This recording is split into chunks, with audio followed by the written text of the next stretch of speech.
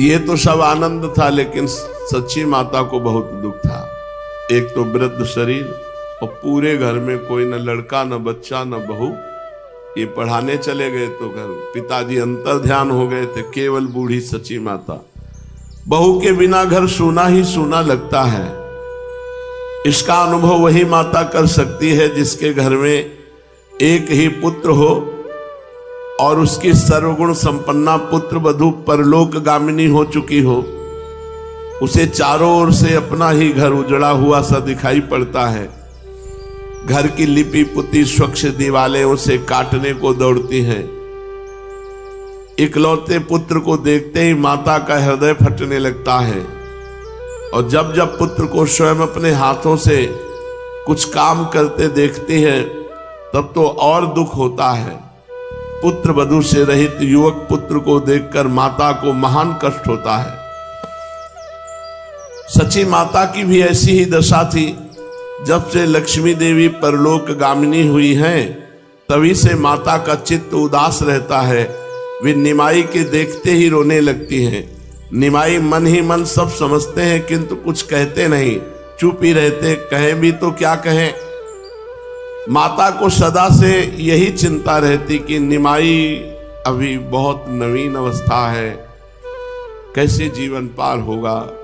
यदि कोई सुंदरी गुणवती कुलीन कन्या फिर मिल जाती और जल्दी से जल्दी उसका दूसरा विवाह करके अपने घर को पहले की भांति हरा भरा आनंद उल्लास युक्त देख सकती।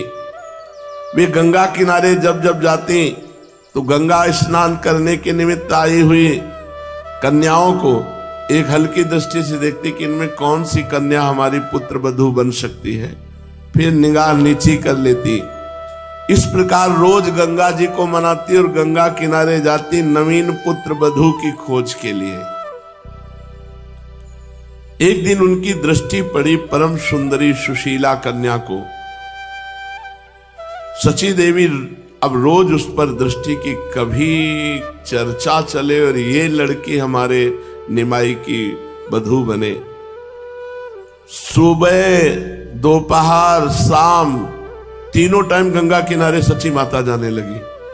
जब वो लड़की को देखती तो बस मन माना कि ये निमाई के लिए ठीक रहेगी। सच्ची माता अब घर के बाहर ही बैठने लगी। जब वो लड़की घाट पे जाती तो आप घाट पे चली जाती। जब वो स्नान करके देवी पूजन करने जाती तो आप देवी के पूजन के मंदिर में, मानो पूरा तय कर लिया कि ये लड़की हमारी बहू बने। जब वो लड़की सच्ची माता की ओर देखती तो सच्ची माता का देखने का ढंग इतना अपनापन, मानो पुत्र वधू, तो प्रणाम करती। सची देवी प्रसन्न होकर कहती, बेटा भगवान तुम्हारी इच्छा की पूर्ति करे, तुम्हारे मनोनुकूल पति मिले। इस प्रकार आशीर्वाद सुनकर वो ग्रीवा नीची करके मुस्कुराते हुए चली जाती। एक दिन अभी तक बात नहीं की थी। एक दिन सच्ची माता ने रोक कर पूछा, बेटा तुम्हारा नाम क्या है? तो लजाते हुए नीचे की ओर दृष्टि करते हुए धीरे से कन्या ने कहा, विष्णु प्रिया। सही जगह नजर पड़ी। सच्ची माता ने सही जगह दृष्टि डाली। तुम्हारा नाम क्या है? तो उन्होंने कहा विष्णु प्रिया। महान भजनानंदी, महान प्रेमी, महान तपस्वी महाप्रभु चैतन्य देव के त्याग और तप को तो सब कोई जानता है, लेकिन उनसे बढ़कर त्याग और तप घर में रह करके विष्णु प्रिया जी करती थी। जो महाप्रभु का त्याग और तप है उसमें कुछ सुख सुविधाएं हैं, जैसे कम से कम महाप्रभु को सब्जी तो मिल जाती है, भात तो मिल जाता है भरपेट, लेकिन विष्णु प्रिया जी नहीं। घर में सब कुछ होते हुए हरे कृष्ण कृष्ण कृष्ण हरे हरे, हरे राम राम राम हरे हरे, एक चावल रख दिया। फिर दूसरा चावल उठा, हरे कृष्ण हरे। 3 पहर तक नाम जप करते हुए जितने चावल हुए उनको उबाल करके भात बनाया और फिर महाप्रभु चैतन्य देव को भोग लगाया और फिर थोड़ा किनका लेके सब भक्तों में बांट देती। ये रोज का नियम था विष्णु प्रिया जी का। और पादुका लेकर के दिन दिन भर रोती रहती। तो जैसे देखने में आता है कि भगवान राम 14 वर्ष वनवास किए लेकिन भगवान राम 14 वर्ष वनवास में कंदमूल फल भी खाए, संतों से भी मिले, आनंद में खूब हास परिहास भी होते रहे। लेकिन भरत जी पृथ्वी को खोद कर कुशा में कितना कष्टप्रद जीवन, कष्टप्रद जीवन, अयोध्या जैसी महान चक्रवर्ती सम्राट की नगरी में रहते हुए, राज्य पद के अधिकारी होते हुए महान तप और त्याग में जीवन भरत जी का। ऐसे ही महाप्रभु चैतन्य देव जी की जो प्रिया है वो विष्णु प्रिया, अपार त्याग में जीवन। पूछा क्या नाम तुम्हारा बच्चा, तो बताया विष्णु प्रिया। माता प्रसन्नता प्रकट करते हुए कहा, आहा विष्णु प्रिया, कैसा सुंदर नाम है। जैसा सुंदर शील स्वभाव है उसी के अनुरूप सुंदर नाम भी है। फिर पूछा बेटी तेरे पिता का क्या नाम है। विष्णु प्रिया जी सुनकर चुपचाप खड़ी रही, उन्होंने इस प्रश्न का कुछ भी उत्तर नहीं दिया। तब सची माता ने पुचकारते हुए कहा, बता दे बेटी बता दे, बताने में क्या हर्ज है, क्या नाम है तेरे पिता का। लजाते हुए और शरीर को कुछ टेढ़ा करते हुए धीरे से विष्णु प्रिया जी ने कहा, राज पंडित। माता ने जल्दी से कहा, पंडित सनातन मिश्र की लड़की है तू। अरे तब बताती क्यों नहीं है, राज पंडित की पुत्री भी राजपुत्री होती है, तभी नहीं बताती थी, क्यों यही बात है ना। विष्णु प्रिया लजाती हुई चुपचाप खड़ी रही। माता ने उससे और भी 2-4 बातें पूछकर विदा किया। विष्णु प्रिया का शील स्वभाव और सौंदर्य सची माता की दृष्टि में गड़ गया कि यही हमारी बहू होनी चाहिए। वे बार बार यही सोचने लगी, क्या ही अच्छा हो यदि ये लड़की मेरी पुत्र वधू बन जाए। वे रोज घाट पर अब विष्णु प्रिया को देखती और रोक करके 2-4 बातें जरूर करती। अब इच्छा तो पूरी है पर कोई बात चले तब तो चलावे। विष्णु प्रिया जी का अद्भुत रूप लावण्य, उनकी अत्यंत कोमल प्रकृति स्वभाव, प्रशंसनीय शील, अनुपम विष्णु भक्ति को वे मन ही मन बार बार सराहना करती, इसलिए वे उनके प्रति अधिकाधिक प्रेम प्रदर्शित करने लगी। विष्णु प्रिया के मन में भी इनके प्रति भक्ति भाव था। सची माता बार बार सोचती, क्या हर्ज है, एक बार सनातन मिश्र से पूछवाऊं तो सही, बहुत करेंगे तो ना कर देंगे। फिर सोचती वे राज पंडित हैं, धनाढ्य हैं, सब जगह उनकी भारी प्रतिष्ठा है, भला वे एक विधवा के पुत्र के साथ अपनी पुत्री का संबंध क्यों करने लगे। यही सोचकर कुछ डर सी जाती और उनका साहस नहीं होता। एक दिन उन्होंने साहस करके काशीनाथ मिश्र नाम के घटक को बुलवाया और उनसे बोली, मिश्र जी तुमने सनातन मिश्र की लड़की देखी है।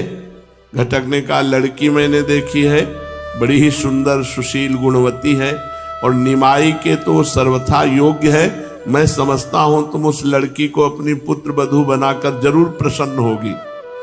माता ने कहा, ये तो तुम ठीक कहते हो, किंतु वे धनाढ्य हैं, राजपंडित हैं, बहुत संभव है वे इस संबंध को न स्वीकार करें। हमारी तो तुम दशा देखती ही हो कि लड़की को वैसे अन्न वस्त्र का तो घाटा नहीं रहेगा, पर जैसा राजकुमारी की तरह वहां रह रही ऐसा वैभव तो नहीं है। घटक ने जोर देकर कहा, माता जी तुम कैसी बात करती हो, भला निमाई जैसे योग्य प्रतिष्ठित पंडित को जमाई बनाने में कौन अपना सौभाग्य न समझेगा। मैं समझता हूं वे इसे सहर्ष स्वीकार कर लेंगे। मैं आज ही उनके यहां जाऊंगा और शाम को ही तुम्हें उत्तर दे जाऊंगा। ये कर काशीनाथ मिश्र माता को प्रणाम करके चले गए। इधर पंडित सनातन मिश्र बहुत दिनों से चाह रहे थे कि विष्णु प्रिया का संबंध निमाई पंडित के साथ हो जाता तो बहुत अच्छा होता, किंतु वे भी मन में संकोच कर रहे थे कि निमाई आजकल नामी पंडित समझे जाते हैं। इस 20 वर्ष की ही अल्प वयस में उन्होंने इतनी भारी ख्याति प्राप्त कर ली है, बहुत संभव है वे इस संबंध को स्वीकार न करें। यदि हमारी प्रार्थना पर भी उन्होंने इस संबंध को स्वीकार न किया तो इसमें हमारा बहुत बड़ा अपमान हो जाएगा। प्राय धनी लोग अपने मान का बहुत ध्यान रखते हैं, इसी भय से उन्होंने इच्छा रहने पर भी आज तक ये बात किसी पर प्रकट नहीं की थी। सनातन मिश्र के हृदय में इसी प्रकार के विचार उठ ही रहे थे कि उसी बीच काशीनाथ घटक सची माता के पास से उनके पास पहुंच गए। घटक को देखकर उन्होंने उनका सम्मान किया, बैठने को आसन दिया, आने का कारण जानना चाहा। काशीनाथ घटक ने आदि से अंत तक सब बातें कह सुनाई। वो अंत में कहा कि सची माता ने मुझे बुलाकर स्वयं कहा है, इस बात को मैं अपनी ओर से कहता हूं कि आपको अपनी पुत्री के लिए इससे अच्छा वर दूसरी जगह कठिनता से मिलेगा। प्रसन्नता प्रकट करते हुए विष्णु प्रिया जी के पिता सनातन मिश्र ने कहा, निमाई पंडित कोई साधारण मनुष्य तो है नहीं, देश भर में उनका यशोगान हो रहा है, उन्हें जामाता बनाने में मैं अपना परम सौभाग्य समझता हूं। मेरी भी चिरकाल से यही इच्छा थी, किंतु इसी संकोच से आज तक किसी पर प्रकट नहीं की कि संभव है वो स्वीकार न करें। घटक ने कहा, इस बात की आप तनिक भी चिंता न करें, सची देवी जो कह देंगी वही होगा। निमाई उनकी इच्छा के विरुद्ध कोई काम नहीं कर सकते। सनातन मिश्र के घर के जब स्त्रियों ने बात सुनी तो उनकी प्रसन्नता का ठिकाना न रहा। कोई कहने लगी लड़की का भाग्य खुल गया, कोई विष्णु प्रिया के ही सामने कहने लगी इतने दिन का इसका गंगा स्नान और विष्णु पूजा सफल हुई, साक्षात विष्णु के ही समान इसे वर मिल गया। ये सब बातें सुनकर विष्णु प्रिया जी लजाती हुई उठकर दूसरी ओर चली गई। स्त्रियां और भी भांति भांति की बातें करने लगी। राज पंडित सनातन मिश्र की स्वीकृति लेकर घटक महाशय सीधे सची माता के समीप पहुंचे और उन्हें ये शुभ संवाद सुना दिया। सुनकर सची माता को बड़ी प्रसन्नता हुई और उसी समय विवाह की तिथि आदि भी निश्चय करा दी। सनातन मिश्र के यहाँ तिथि आदि की सभी बातें पक्की करके काशीनाथ घटक आ ही रहे थे कि रास्ते में अकस्मात उन्हें महाप्रभु मिल गए। निमाई ने उन्हें आलिंगन किया और कहा, किधर से आ रहे हैं? आप तो सदा घटाया ही करते हैं, कहिए किसे घटा कर आ रहे हैं? हंसते हुए घटक ने कहा, घटा कर तो नहीं आ रहे, बढ़ा कर आ रहे हैं, बढ़ाने की फिक्र में है। तो महाप्रभु ने कहा, समझा नहीं। बोले, तुम्हें 1 से 2 करना चाहते हैं, बताओ क्या सलाह है तुम्हारी? आश्चर्य प्रकट करते हुए निमाई पंडित ने कहा, मैं आपकी बात का मतलब नहीं समझा, कैसा बढ़ाना? हाँ, क्यों समझोगे? घटक महाशय ने कहा, इतने बड़े विद्वान हो, इतना इशारा नहीं समझते? आवाज बढ़ाते हुए कहा, राज पंडित सनातन मिश्र की पुत्री विष्णु प्रिया के साथ तुम्हारे विवाह की बातें पक्की करके आ रहा हूं, बताओ मंजूर है? बड़े जोर से हंसते हुए इन्होंने कहा, हाँ, हमारा विवाह और राज पंडित की पुत्री के साथ? हमें तो कुछ भी पता नहीं। और हंसते हुए घर की ओर चल दिए। घटक को इनकी सूखी हंसी में कुछ संदेह हो गया। सनातन मिश्र के यहां भी खबर पहुंच गई। सुनते ही घर भर में उदासी छा गई। सनातन मिश्र ने कहा था कि हमें जिस बात की शंका थी वही हो गया ना। मैं पहले जानता था कि निमाई स्वतंत्र प्रकृति के पुरुष हैं, बड़े विद्वान हैं, बड़े प्रसिद्ध हैं, भला वो मेरे यहां संबंध क्यों मंजूर करने लगे? मेरी हंसी हो जाएगी सब लोगों में। सबको पता चल गया है कि लड़की का विवाह निमाई पंडित के साथ होगा। यदि ना हो सका तो मेरे लिए बड़ी लज्जा की बात है। ये सोचकर उन्होंने उसी समय काशीनाथ घटक को बुलाया और अपनी चिंता का कारण बताकर शीघ्र ही सची माता से इसके संबंध में निश्चित उत्तर ले आने की प्रार्थना की। घटक महाशय उसी समय सची माता के समीप गए और राज पंडित की चिंता का सभी वृत्तांत कह सुनाया। सब कुछ सुनकर सची माता ने कहा, निमाई मेरी बात को कभी टालता नहीं है, इसीलिए मैंने उससे इस संबंध में कुछ भी पूछा नहीं है। आज वो पाठशाला से आवेगा तो मैं उससे पूछ लूंगी। फिर मेरा ऐसा विश्वास है कि वो मेरी बात को टाल नहीं सकता। कल मैं तुम्हें इसका ठीक ठीक उत्तर दूंगी। ममता का भरा हुआ स्वरूप माता के ऐसे वचन सुनकर घटक अपने घर चले गए। इधर जब शाम को पाठशाला से पढ़ाकर महाप्रभु चैतन्य देव घर आए तो माता ने इधर उधर की 2-4 बातें करते हुए बड़े प्रेम से कहा, निमाई बेटा, मैं एक बात पूछना चाहती हूँ, क्या सनातन मिश्र वाला संबंध तुझे मंजूर नहीं है? लड़की तो बड़ी सुशील और चतुर है, मैं उसे रोज गंगा जी पर देखती हूँ। निमाई ने लजाते हुए कहा, मैं क्या जानूं, जो तुम्हें अच्छा लगे वो करो। माता को ये उत्तर सुनकर बड़ा संतोष हुआ। इन्होंने अपनी माता के संतोषार्थ स्वयं एक मनुष्य द्वारा सनातन मिश्र के यहाँ विवाह की तैयारी पक्की, ऐसी खबर भिजवा दी चैतन्य महाप्रभु ने। इस खबर के पाते सनातन मिश्र के घर में फिर दुगना आनंद छा गया और धूमधाम के साथ पुत्री के विवाह की तैयारियां करने लगे। इधर निमाई पंडित के पास इतना द्रव्य नहीं था कि वे राज पंडित की पुत्री के साथ खूब समारोह के साथ विवाह कर सके। इसके लिए वे कुछ चिंतित से हुए। धीरे धीरे इस बात की खबर इनके सभी विद्यार्थी तथा स्नेहियों को लग गई। विद्यार्थी बड़े प्रसन्न हुए, आकर कहने लगे कि गुरुजी, ज्योनार की मिठाइयां तो खूब खाने को मिलेंगी। सनातन मिश्र तो राज पंडित ठहरे, खूब जी खोलकर विवाह करेंगे, बढ़िया बढ़िया मिठाइयां बनावेंगे, खूब आनंद रहेगा। ये सब विद्यार्थियों की बातें सुनकर निमाई पंडित हंस देते। उस समय नवद्वीप में बुद्धिमंत खां ही सबसे बड़े जमींदार थे। वे उस समय के एक प्रकार के नवद्वीप के राजा ही समझे जाते थे। निमाई पंडित से वे बहुत स्नेह करते थे। इनके विवाह की बात सुनकर वे इनके पास पाठशाला में आए। जिनके चंडी मंडप में पढ़ाते थे वे मुकुंद संजय भी वहीं बैठे थे। उन्होंने इनका आगत भाव किया, स्वागत किया। बुद्धिमंत खां ने कहा, निमाई पंडित, सुना है तुम्हारा विवाह हो रहा है, ये बात कहाँ तक सच है? और सुना है अब की राज पंडित की पुत्री आपने पसंद की है। कुछ लजाते हुए इन्होंने कहा, आप जो भी सुनेंगे वो सत्य ही है। भला आपके सामने झूठ बात कहने की किसी की हिम्मत हो सकती है?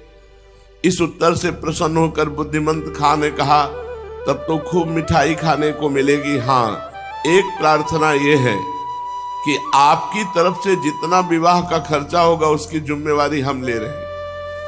देखो, जो भगवान के भरोसे होता है, भगवान न जाने कहां से व्यवस्था कर देते हैं। महाप्रभु सर्वलोक महेश्वर भगवान के ही स्वरूप है, लेकिन प्रगटे तो निर्धन घर में। अब देखो, ब्याह की जरूरत है तो भगवान ने कैसी व्यवस्था कर दी। वहां के जमींदार बुद्धिमंत खां अपने आप आ गए और कहा, विवाह की जिम्मेवारी आपकी तरफ की हम लेते हैं, और लड़की तरफ की तो राज पंडित हैं, उनके पास कोई कमी नहीं। बीच में ही मुकुंद संजय बोल उठे, वाह साहब, सब आप खर्चा करेंगे ऐसा नहीं, अकेले अकेले आपको आनंद नहीं उठाने देंगे। हंसते हुए बुद्धिमंत खां ने जवाब दिया, आप भी अपनी इच्छा पूर्ण कर ले। अरे, बहुत बड़े निमाई पंडित का विवाह हो रहा है और राज पंडित की पुत्री के साथ शादी है। राजकुमार की ही बात खूब ठाट बाट से विवाह करेंगे, आप जितना भी चाहें खर्च कर ले। इस प्रकार विवाह के संपूर्ण खर्च का भार तो इन दोनों महाधनियों ने उठा लिया। अब निमाई इस बात से निश्चिंत हो गए। फिर भी उन्हें बहुत सा काम करना बकाया था। विद्यार्थियों की सहायता से सब विवाह की तैयारियां करने लगे। सभी बड़े बड़े पंडितों को निमंत्रण किया गया। विद्वान मंडली में ऐसा एक भी पंडित नहीं बचने पाया जिसके पास निमंत्रण न पहुंचा हो। इधर पूर्वोक्त दोनों धनाढ्यों ने विवाह के लिए गाने, नाचने का, आतिशबाजी का, फुलवारी का, अच्छे अच्छे बाजों का और भी सजावट के बहुत से सामानों का भली भांति प्रबंध किया। नियत तिथि के दिन अपने स्नेही बहुत से पंडित विद्यार्थियों और अन्य गणमान्य सज्जनों के साथ बारात सजाकर निमाई पंडित विवाह के लिए चले। वे आगे आगे पालकी में जा रहे थे। दोनों ओर चवर ढुराए जा रहे थे। सबसे आगे भांति भांति के बाजे बज रहे थे। इस प्रकार खूब समारोह के साथ वे सनातन मिश्र के द्वार पर जा पहुंचे। मिश्र जी ने सब लोगों का यथोचित खूब सम्मान किया। सभी के ठहरने, खाने पीने और मनोरंजन का उन्होंने बहुत ही उत्तम प्रबंध कर रखा था। उनके स्वागत सत्कार से सभी लोग अत्यंत प्रसन्न हो गए। गोधूली के शुभ लगन में निमाई पंडित ने विष्णु प्रिया का पानी ग्रहण किया। ब्राह्मणों ने स्वस्त्यन पढ़ा, वेदज्ञों ने हवन कराया। इस प्रकार विवाह की सभी लौकिक तथा वैदिक कृत्य बड़े ही उत्तमता के साथ समाप्त हुए। विष्णु प्रिया ने पतिदेव के चरणों में आत्मसमर्पण किया। देखो, पहले ये था माता पिता या घर के बड़े बूढ़े ब्याह तय कर आए और ब्याह हो गया, तब वधू को देख पाता था लड़का। अब आजकल ये जो सब गंदी बातें चली हैं, बॉयफ्रेंड गर्लफ्रेंड, तो बहुत हानिकारक है ये गृहस्थी में। जो चंचल लड़कियां हैं, कई कई लड़कों से प्रेम करती हैं, वो भला एक पति के पास कैसे ठहर पाएंगी? जो चंचल लड़के हैं, कई कई लड़कियों के साथ ऐसे गलत आचरण करते हो, भला एक पत्नी के साथ कैसे ठहर पाएंगे? अगर एक पत्नी व्रत नहीं है, एक पातिव्रत नहीं है, तो गृहस्थ आश्रम ही क्या, वो तो व्यभिचार का घर है। ऐसी जगह संतानें वर्ण संकर होती है, पितरों को श्राद्ध आदि नहीं मिलता है, पितर असंतुष्ट हो जाते हैं। और कैसी परिपाटी थी, बूढ़ी बूढ़ी माई भी इतना घूंघट रखती, धर्म मर्यादा इज्जत पवित्रता, अब वो तो सब खूंटी पे टंगी रह गई। आज का जो वातावरण है इन सब बातों को मजाक मानेगा। विष्णु प्रिया जी ने अपने पतिदेव के चरणों में आत्मसमर्पण किया। निमाई ने उन्हें अपने बाएं भाग में बिठा करके पूर्ण ब्याह की सब सामग्री, जितनी भेंट पूजा सब उनके पिता ने दी। साथ लेकर विद्यार्थियों के साथ ब्याह संपूर्ण होकर के जाने को तैयार हुए। दूसरे दिन सनातन मिश्र ने सभी विद्वान पंडितों की सभा की, उनकी योग्यता अनुसार यथोचित पूजा की, खूब भेंट बरातियों को दी और विष्णु प्रिया जी के साथ चढ़ करके निमाई पालकी में विवाह करके घर आए। महाप्रभु चैतन्य देव का विवाह श्री विष्णु प्रिया जी से संपन्न हुआ। चिरकाल से जिसे अपनी पुत्र वधू बनाने के लिए सची माता उत्सुक थी, आज उसे ही पुत्र वधू के रूप में अपने घर आई देखकर बहुत प्रसन्नता हुई। वह उस युगल जोड़ी को देखकर मन ही मन अत्यंत प्रसन्न हो रही थी। घर में घुसते ही चौखट में विष्णु प्रिया जी की अंगुली पिचक गई और उससे रक्त धारा बहने लगी। मैया का हृदय बड़ा दुखी हो गया कि अभी नवीन वधू और प्रवेश करते ही ये तो भारी अपशकुन है। बहुत दुखी हुई, क्योंकि वैसे ही दुखमय जीवन था। फिर थोड़े दिन में बात भूल गई, पर अपशकुन तो हो गया। पूरा जीवन रो रो करके माता को बिताना पड़ा, विष्णु प्रिया जी को बिताना पड़ा। महाप्रभु तो संन्यास लेकर के जगत उद्धार के लिए चले गए। विष्णु प्रिया को पाकर के निमाई अत्यंत प्रसन्न हुए और विष्णु प्रिया भी अपने सर्वगुण संपन्न पति को पाकर परम आह्लादित हुई।